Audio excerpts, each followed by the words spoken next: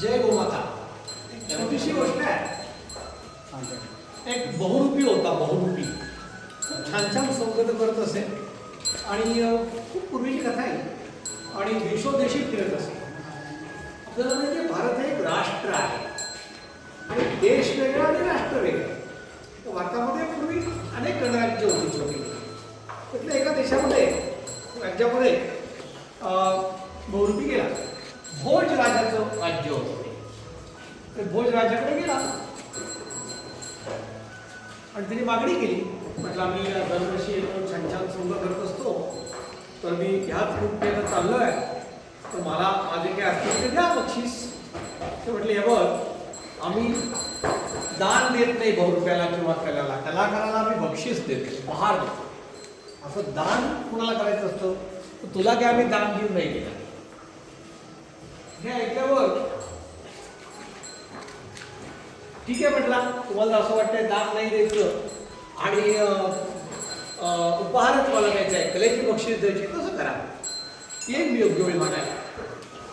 आणि दिवस जात होते तर परिसरामध्ये अशी गावामध्ये नगरामध्ये आजूबाजूच्या गावामध्ये बातमी पसरली की एक मौनी महाराज आलेले आहे आणि एकदम धष्टपुष्ट शरीर आहे, समाधीस्थ झालेले, बोलत नाही, चालत नाही, काय नाही, कोणाचं काही ऐकत पण नाही, शांत प्रसन्न बुद्धीने बसलेले आहे.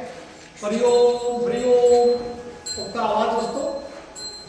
आवाज सुद्धा अतिशय मंगलकारी आवाज असतो, तेजस्वी मुद्रा आहे आणि काहीही दान केलं घेत नाही. आता आपल्याला सगळ्यांना माहिती आहे, कोणी काही घेत नसलं की देणाऱ्यांची रांग लागते आणि कोणी मागायला गेले की लोक कलकी मागतात. आधी 2-5 लोक गेले, नमस्कार करायला लागले, बीत काहीतरी घेऊन गेले.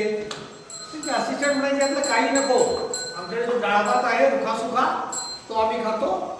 महाराज एक भुक्त आहे, फक्त एकदा सकाळी 6 वाजता पहाटे उठतात, पूजा करतात, 4 घास खातात, 24 तास काही ते खात नाही आणि तुमचं तर काहीच नको.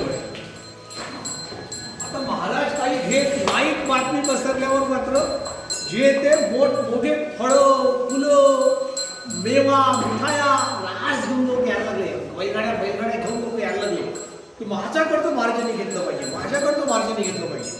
पण महाराज मात्र काही घेत नसत, कोणाचं काही ऐकत पण नसत. बातमी नगरामध्ये पोचली आणि शेवटी नगरातले मोठमोठे शेठ धनी आपापल्या गाड्यांमध्ये बसून भरपूर संपत्ती, पैसा अडका, फळं, चांगली चांगली गावातली मिठाई घेऊन महाराज दर्शनाला लागले.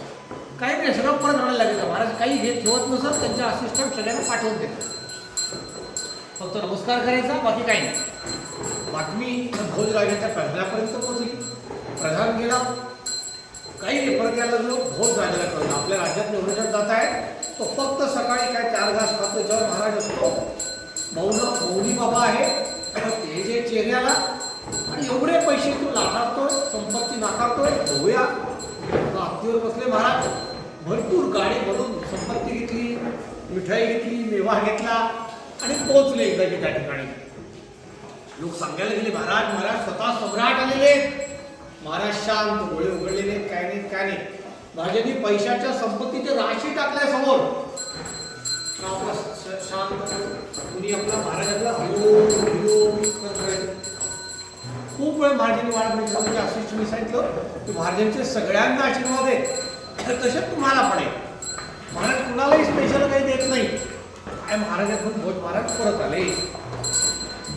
दुसऱ्या दिवशी दरबार भरला होता आणि पारेकरी सांगायला आले, तो 8-10 दिवसापूर्वी जो मनुष्य आला होता ना आपल्याकडे दक्षिणा मागायला, तो परत एकदा आलेला आहे. काही करून भेट मागतो. प्रधानाने बघितलं, हात बोलवलं, ते सांगितलं यांनी की तुम्ही ज्या महाराजाच्या चरणी काल लाखो आश्चर्यफी घेऊन गेला होता, जड जवळ अर्पण केलं होतं, मिठाईच्या गाडीच्या गाड्या टाकल्या होत्या, तो दुसरा कोणी नसून मी आहे. अरे सगळा सभामंडप स्तब्ध झाला, विस्मितचकित झाला. अरे बापरे, उच्चकडे सगळ्यांचे. क्षणभर महाराज उभे राहिले, आश्चर्याने पण खाली बसले. दुसऱ्या क्षणी ते म्हटले तुम्हाला काय हवंय? 5 रुपये मला म्हटले हवाय. अरे काय मूर्ख मनुष्य आहेस म्हटले. एवढी संपत्ती तुझ्या पत्रिकाला मिळते, तू घ्यायचं असं निघून द्यायचं असं.